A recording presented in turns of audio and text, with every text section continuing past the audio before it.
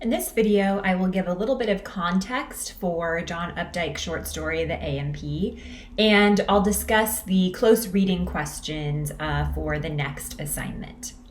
So if you haven't heard of the A&P before, the A&P was a chain of supermarkets, almost like a Walmart might be today, that was around for a long time, primarily on the East Coast, but also in California and other parts of the United States. I think it closed officially in 2015. But the A&P was a real supermarket that many Americans would have been familiar with. And here are a couple of images of various A&Ps, and it stands for Atlantic and Pacific Tea Company. This is worth noting because it's the title of the story, but it's also kind of strange if you think about it because we don't typically read stories with some sort of corporation or brand name in the title. It would be like if the story were named the Trader Joe's or the Target or the Food for Less or the Walmart.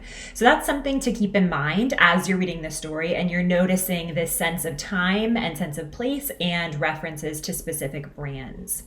You might have also noticed references to things like Hi-Ho Crackers or the Ford Falcon or Diet Delight Peaches. There are several other references to really specific brands and specific prices.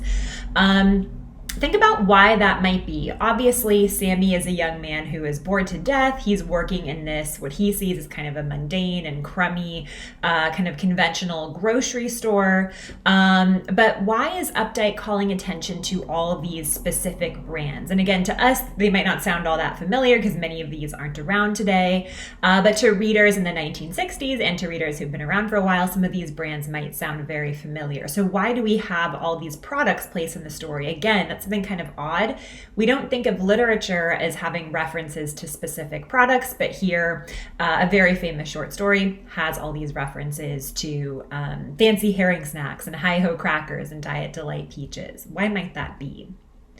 A little bit about John Updike. So generally when we're reading a story, we don't want to focus too much on what the author has to say about his or her own work. I know that sounds strange, but generally we like to let the text speak for itself, to focus on textual analysis. But sometimes it's helpful to learn a little bit about their ideology, their style, their upbringing.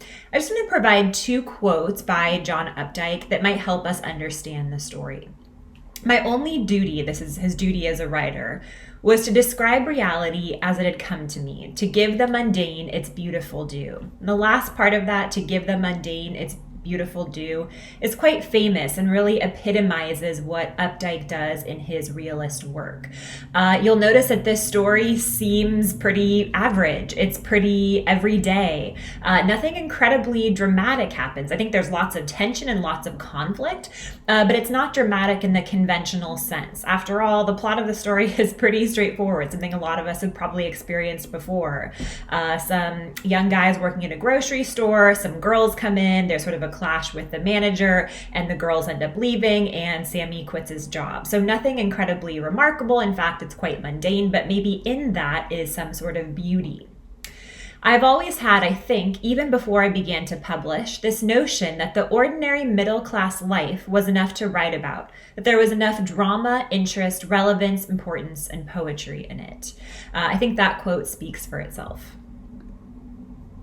I'm asking you to close read the last page. So if you have the PDF or the document that I've posted on Canvas, you're looking at page 4. If you have a physical book, you are looking at page 36. And remember, when you're close reading, you should be making lots of annotations that don't necessarily have to be pretty, right? Mine are kind of all over the place. But what I think is so helpful about close reading is that it forces you to annotate and deconstruct and take notes on things that you might overlook when you're doing your preliminary reading of the text. So when you're close reading, you might be looking for something really specific, right? In this case, I'm asking you a couple of specific questions. You might be zooming in just on figurative language or on historical context or on style or on a particular theme. Or you might be close reading without a particular aim in mind. But ultimately what you're doing when you close read, whether it's this text or another text, is you are looking for patterns, right? Maybe they're stylistic patterns, maybe they're rhetorical patterns, patterns of figurative language, even the character's behavior.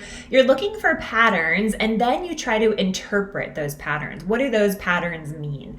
So in a way, it's using inductive reasoning. You're using a lot of patterns and examples, and then you're trying to interpret them. So as you read, I'd like you to ask yourself, what makes this passage seem realistic? And it might have something to do with all of those products I referenced earlier. You might think about your own experience going into kind of a humdrum grocery store. It's a very mundane, in fact, it's maybe the most mundane experience I can think of. Everyone can relate to going into a grocery store. What makes the passage seem realistic? Is it Sammy's style of narration? After all, he's speaking to us as if he's speaking to a very close friend. There's not a lot of traditional figurative language here, right? This could almost be a story that your friend would tell you. At least it appears that way upon first glance. So what makes it seem realistic? The subject matter, the description, the style, the setting, what? What figurative language do you notice? So like I said, this has kind of different figurative language than other stories might, but it does include figurative language. It does include specialized language, as conversational as it might seem. What conflicts do you notice? So when you think of conflict, you can think of that in kind of broad terms. Obviously, all stories have to have conflicts, otherwise they wouldn't be very interesting. There wouldn't be any drama or tension or crisis moment. But this conflict is not exactly life or death, but there is a conflict. You could think about conflicts between characters, between people, right? Sammy and Langle, Sammy and the girls. You can think about internal conflict, right? How Sammy wants to see himself versus how he actually is or how he's actually acting. You might think of generational conflicts too. After all, we have all of these references to 1960s culture, to the zeitgeist. We have references to the Cold War, which you can see not really in this passage as much, but sprinkled throughout the text. We have references to the type of town this is, right? People live really close to the beach, but many people never even go to the beach, never even make it to the beach, even though it's only a few miles away. So do we have generational conflicts, a conflict between kind of a subversive youth and the man? Do we have religious or ideological conflicts? There's all sorts of conflicts going on. Do you think Sammy's action, and by action I mean his quitting his job in this sort of dramatic way, do you think it's heroic or self-serving? And I think when we're thinking about literature, especially adult literature, unlike children's literature, it's important to note, at least in my opinion, that a lot of times characters are both. They're heroic and they're self-serving at the same time. Unlike in children's literature, when characters are either good or evil, right? Literature tends to deal with slippery characters or characters who have a lot of good qualities, but who have some personality defects as well. So it doesn't necessarily have to be one or the other, or maybe you think it is. Which specific words convey setting, and why is the setting significant? So there's a lot of description of setting. I want you to pay particular attention to not only the store, but when Sammy leaves the store and how you can actually kind of smell and hear the store. And you can imagine what it would be like to be standing on the pavement outside the store. How does the setting, or how might we argue that the setting connects to the theme or the main idea of the story? And whose values does the story seem to endorse, and whose values are criticized? There are several value systems at work here. We have Sammy's value system, the value system that he wants. We also have all of the things that he's projecting onto these girls, right? After all, he doesn't really know them, but he imagines that their parents have these really fancy cocktail parties where they're holding cocktails that are clear with a sprig of mint in them or an olive. He's projecting a lot onto the girls and also onto other characters. So think about values here, and also think about class as you're reading the story. And you might also think about age.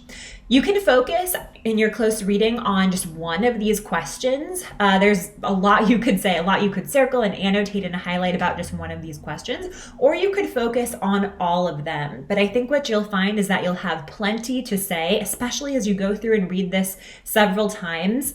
There's plenty to write about, plenty to close read. Even something as simple as Sammy taking off the uniform that has a name tag on it. Even something as simple as the description of the powder blue station wagon. All of these details that seem kind of mundane might add up to something, so pay attention to detail.